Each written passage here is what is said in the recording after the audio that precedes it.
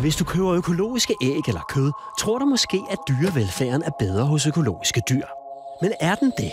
Eller har økologerne også ting, de ikke vil have frem i lyset?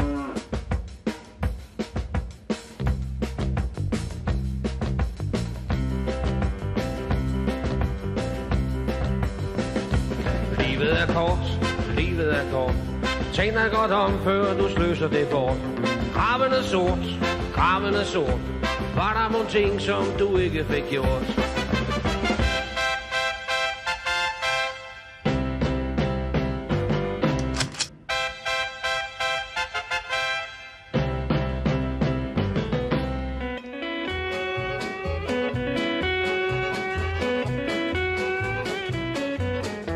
Usund mad er på vej til at blive et af Danmarks største sundhedsproblemer. Og sunde kostråd hjælper ikke en dyt. Og slet ikke på min gamle ven Kurt, der hader alle sundhedseksperter. Jeg kan ikke fordrage alle de der sundhedsprofessorer, der tror, de ved en helvedes bunk. Kurt og jeg er noget forskellige. Kurt bor på Ligustervej i Krejme, og jeg bor i København. Latte. Så noget københavnerfis. Jeg er bekymret for Kurt. For 3 år siden fik han en morgen en blodprop i hjertet, og Kurt var meget tæt på at dø. Men at lave Kurts madvaner om er lige så svært som at lave danskernes madvaner om. Jeg har spurgt Kurt, om han vil være chauffør på en opdagelsesrejse. For nogle mener, at økologisk mad er løsningen. I det her program vil jeg derfor kigge økologien efter i sømmene. For økomad har Kurt nemlig ikke den store tiltro til.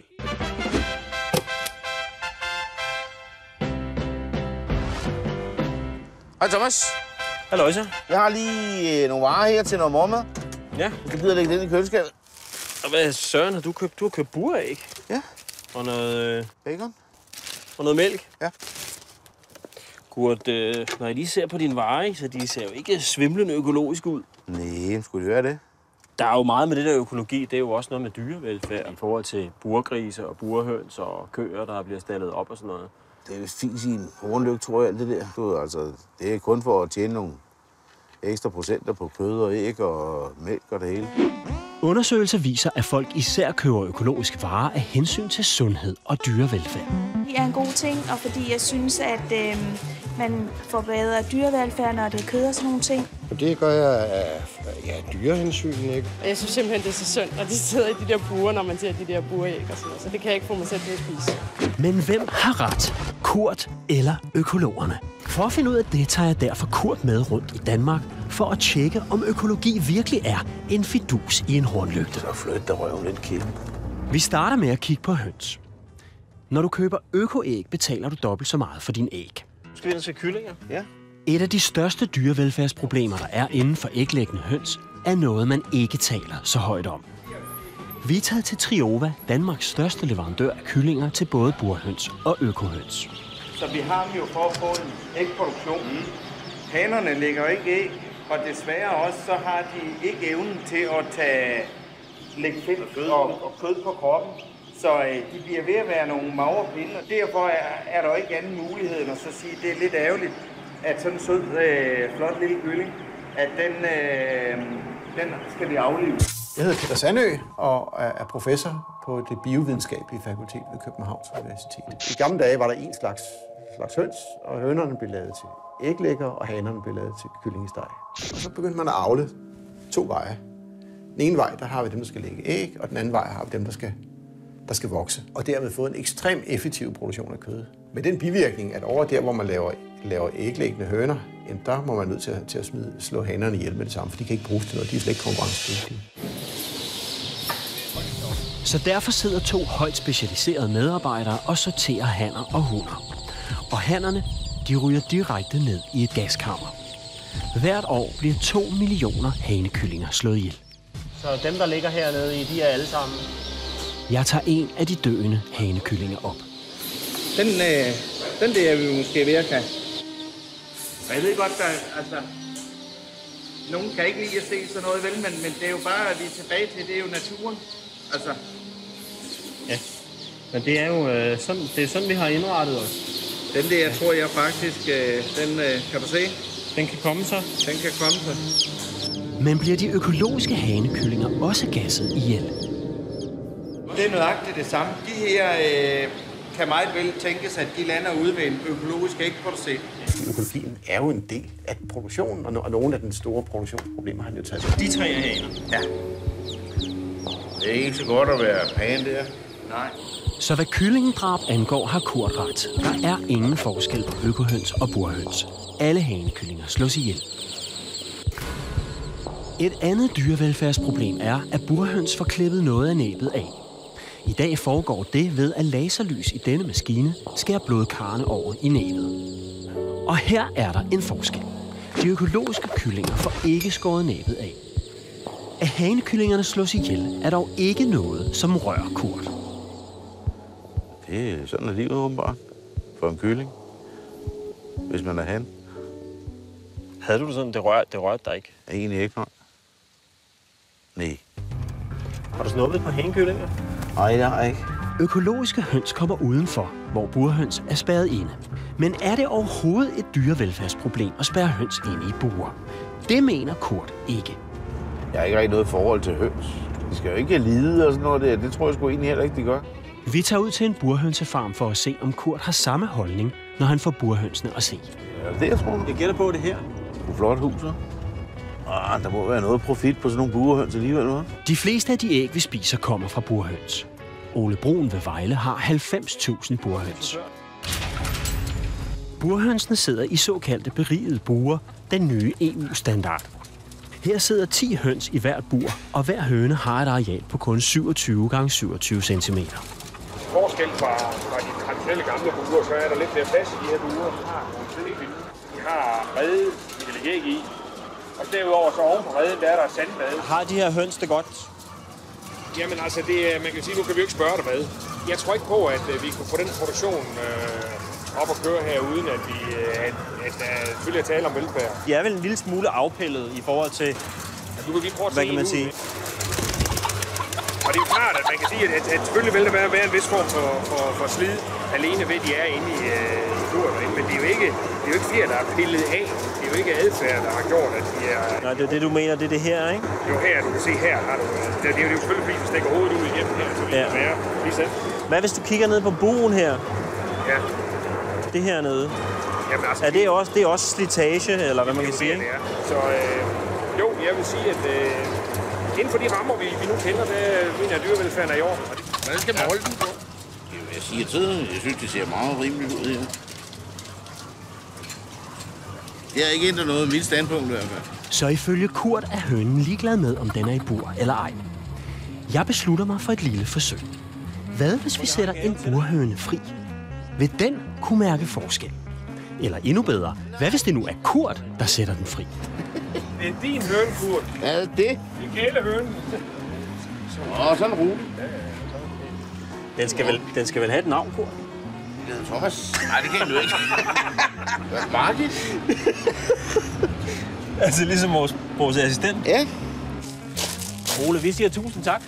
Og så ruller vi igen. Vi skal nok sørge for, at Kurt passer rigtig godt på det. Nej, der tog I godt nok røven på mig der. Hold da helt kæft, mand. Jeg har aldrig drømt om at blive hønsavler. Nej, det gider jeg sgu ikke, du op. Ud og... Nej.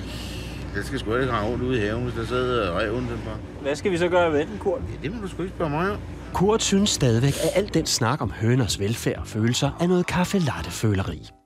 Men hvad hvis han selv oplevede det på egen krop? Hvad hvis han var en burhøne? Du skal være med i et lille forsøg. Hvad er det her med bur? Det er ikke videnskabeligt det her, men det passer nogenlunde med pladsen. Ikke sådan, vi har ikke målt det op, men i forhold til vores personlige bevægelsesrum. Så skal vi være herinde en time. Ja. Og hvis du ikke kan klare det, så skal du bare sige til, så bliver vi sluppet ud igen. Ja, ja. Og her har du dine hønsekollegaer. Hvad skal jeg med dig? Ja da. Nå. Så du skal virkelig have sådan en her på? Tror du kan klare det med Hede? Det ved jeg ikke, det finder du ud af, for så ryger jeg kampen. Værsgo, kom ind for Kurt. Det er ikke passe, det er forhold. Det er jo ikke meget at vende sig på. I'd like to get out, but I ain't got a key. Ja, der er ikke så meget hyggeligt. I got them lonesome jailhouse blues. Hvordan står du, Kurt? Det står godt. Det er ikke meningen. Du skal ikke sammenligne også med buehøns. Så. Bok. Vi blev spærret inde sammen med 3 skinhellige økologer. Det må man nok have lov at sige ja til. Og også mig, ja. som du synes er skinhellig. Ja, overfor den høne er du i hvert fald. Så din helt ærlige mening om det her eksperiment? Ja, det var fis i en hornlygte. Det gjorde simpelthen ikke indtryk på dig? Ikke en skid. Jeg tror lige, vi giver hønsene en pause. Og går videre til grise. Der har været meget kritik af grises velfærd i den konventionelle produktion. De får alt for meget antibiotika. Hver 4. smågris dør, inden den bliver 4 uger. Alle grise får klippet halen af, og alligevel har de halebid. Søerne er spændt fast, og de små hangrise bliver kastreret uden bedøvelse, fordi kødet ellers i få tilfælde kan få en afsmag af åren.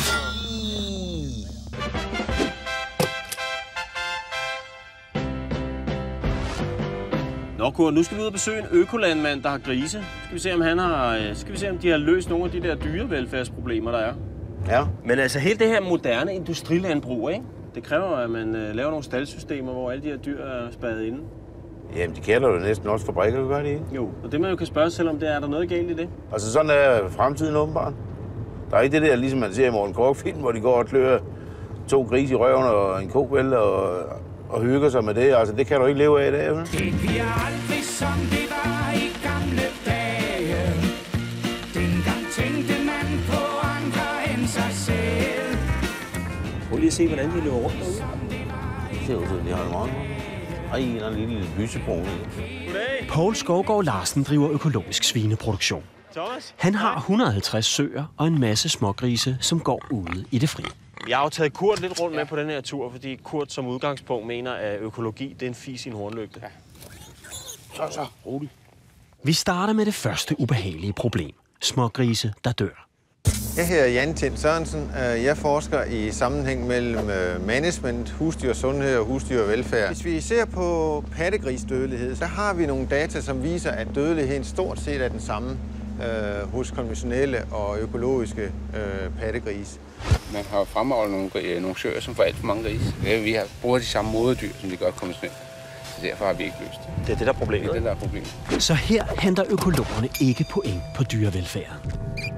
Det viser sig også, at økologerne også kastrerer hangrisene efter fødslen uden bedøvelse. Hvordan harmonerer det med den økologiske tanke, synes du? Ja, ikke så godt. Vi vil også gerne slippe på det. Og jeg har aldrig brugt mig om at gøre det. Fordi at søerne bliver jo gale på os, når vi sidder derude og kastrerer. Smågrisen skriger, og nogle af dem bliver helt kuldere. Så heller ikke her kan økologerne få point. Økologerne har dog et mål om at stoppe kastrationerne senest i 2014. Til gengæld har de løst alle de andre velfærdsproblemer. Søerne går frie, antibiotikaforbruget er 15 gange lavere, grisenes haler bliver ikke klippet af, og de bider ikke hinanden. Har økologerne løst det? Ja. Giv dem noget mere plads, så bider de ikke af. Når Kurt skal betale mere for svinekødet, ikke? Ja. Hvad er det så, han får på pengene? Jamen, han får en mere ustresset gris, altså dyrevelfærd. Masser af dyrevelfærd. Synes du stadigvæk, at økologi er en fis i en hornlygte? Nej, det synes jeg ikke. Siger du er ved at flytte dig en lille smule? En lille smule, ja. Nå. Så er det ikke spildt det. Nej, det er det sgu ikke. Bliver du et? Det var lige over.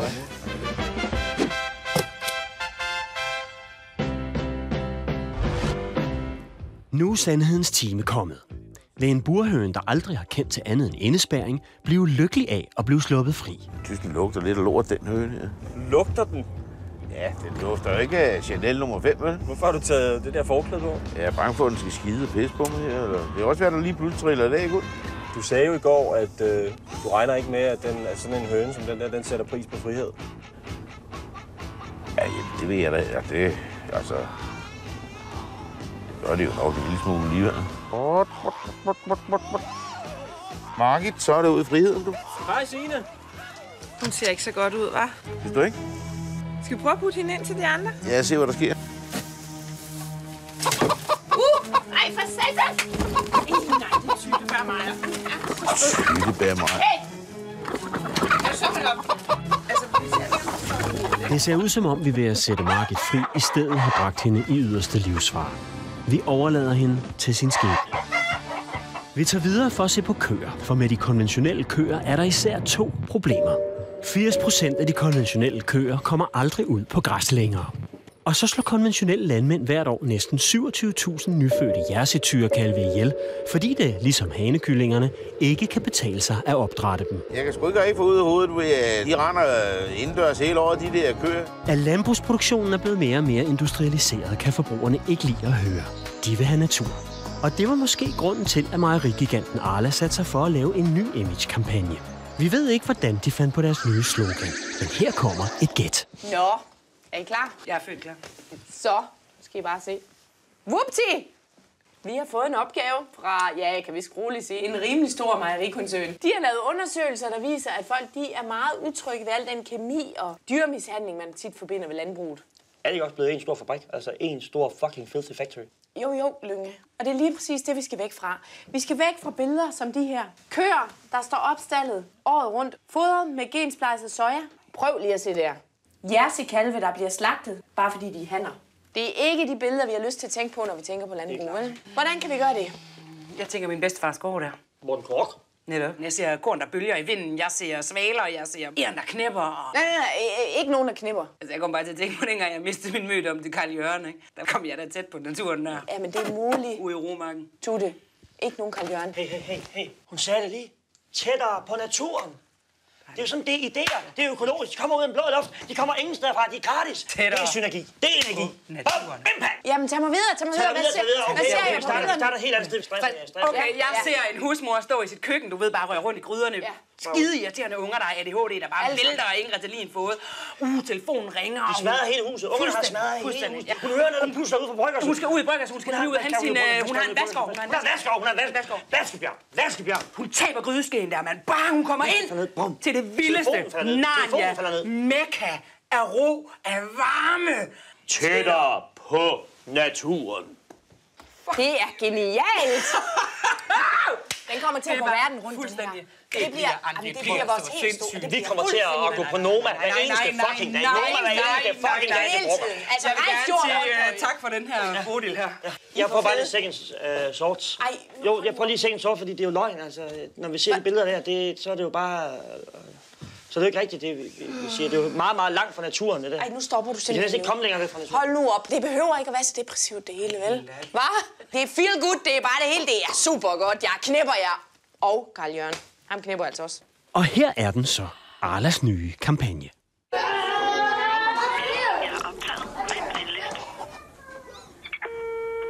Alle linjer er optaget. Vent venligst.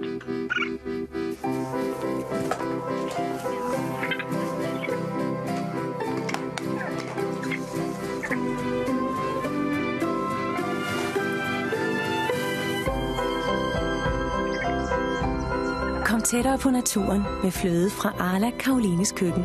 Giv hvert måltid en naturlig god smag. Både Danmarks Naturfredningsforening og Forbrugerrådet har klaget over Arlas kampagne. Vi har klaget over Arlas reklame, fordi vi mener, det er vildledende markedsføring, når de siger, at deres produkter er tættere på naturen. For det første så er moderne landbrugsproduktion rigtig langt fra naturen, og det giver sådan en idyllisering for forbrugerne at påstå noget andet.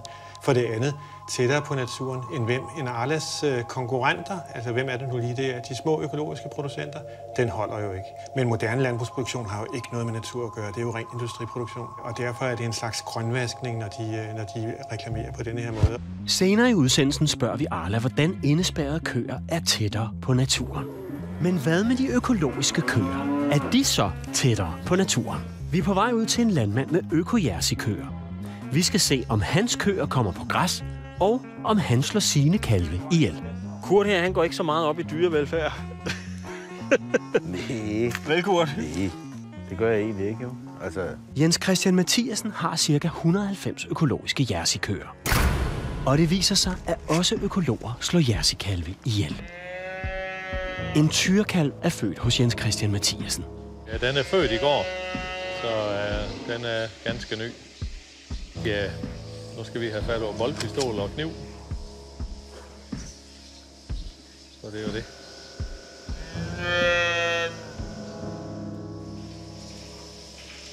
Hverken Jens Christian Mathiasen eller andre landmænd, vi har spurgt, vil give os lov til at filme selve aflivningen. Så vi har gravet et 15 år gammelt klip frem fra arkivet.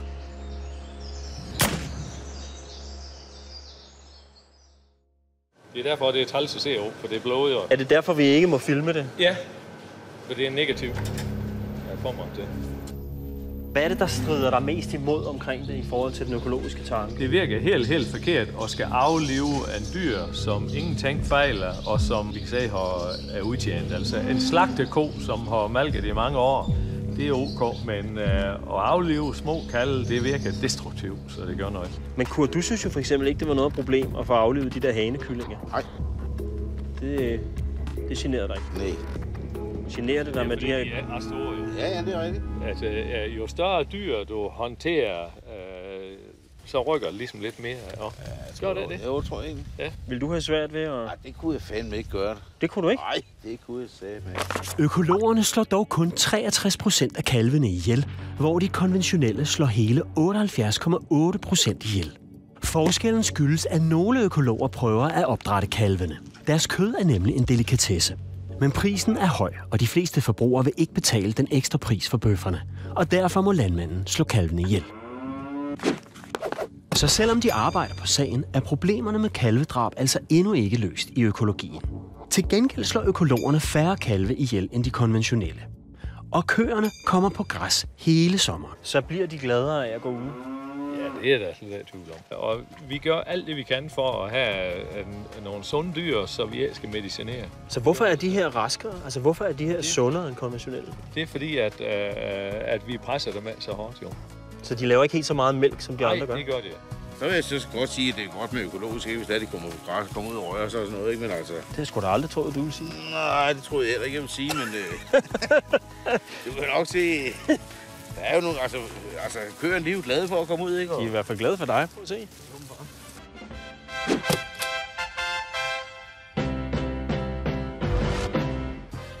Kurt har delvis ændret holdning til grise og køer.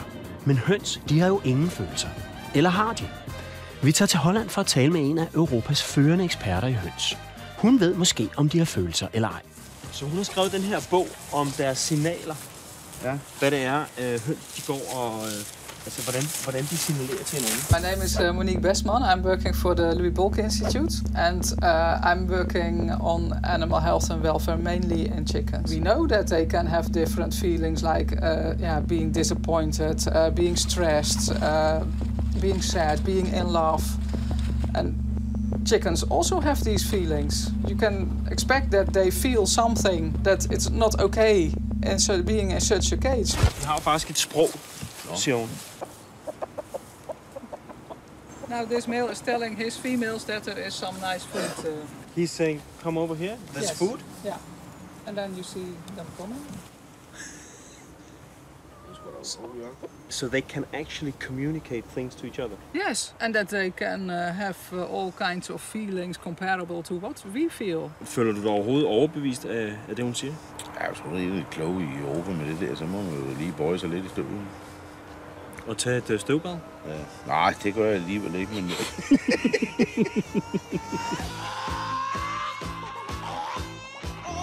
Monique Bestman fik alligevel Kurt til at vakle lidt i forhold til hønsene. Men vi fik aldrig svar på, om økologerne har løst alle problemerne med dyrevelfærden hos høns. Det må være Bent. Bent Erik Jensen er økologisk landmand og har 26.000 økohøns. Kurt har haft lidt den indstilling, det må jeg vel godt sige, ikke? Han synes, at økologi, det var en fis i en rundlygte. Jeg ved ikke, om du stadig har den indstilling. Altså, den vakler lidt, vil jeg sige. Jeg tror, når du har set det her, så vil du ikke ønske, du var en burhøne. Nej, det kan godt være. Vi har også vores problemer, men vi mener i hvert fald, at det er et langt skridt af vejen. En af de store problemer på økologiske hønsefarme har været, at hønerne har høj dødelighed. Æglæggende høner, de har større dødelighed. Det har været meget værre, hvis de har forbedret sig, men stadigvæk er der jo næsten dobbelt så høj dødelighed, som der er i burerne. Det er bagsiden af det frie liv. Mange høner sammen giver flere slåskampe, og hønerne kommer i kontakt med farlige bakterier og rovdyr. Prøv lige at se et kæmpe areal, de går ud på, Kurt. Ja, det må du nok sige. Men ifølge Bent Erik Jensen er løsningen mere plads, og at hans høns nu bliver vendet til udelivet lige fra de helt små. Den højere dødelighed trækker ned, men til gengæld kan hønsene udfolde sig naturligt i fri luft. Det er den naturlige omgivelser for den fugl, det er at være i det, jeg kalder skov. Og det er den her. Det er ikke natur for en høne at sidde i et bur. Det er det ikke. Nå, du, Sofie, jeg skulle lige sige farvel til Bent der. Det er godt nok. Hvad laver du? Økologiske. Har du krejlet nogle æg? Ja. Fra Bent? Ja. Jeg troede ikke, du kunne lide økologi. Jeg var lov til at skifte mening. Vil det sige, at du har skiftet mening efter det her besøg her? Ja, det må jeg nok sige. Altså, det er jo...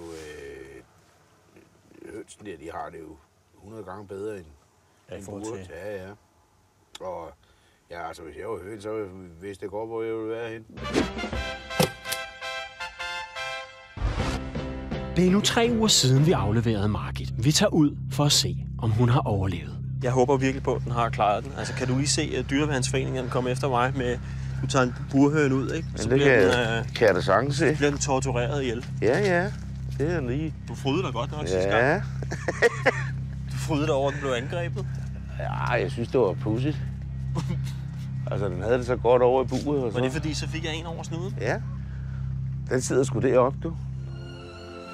Det gør den sgu da også. Ja, det var den ikke for klog. Nej,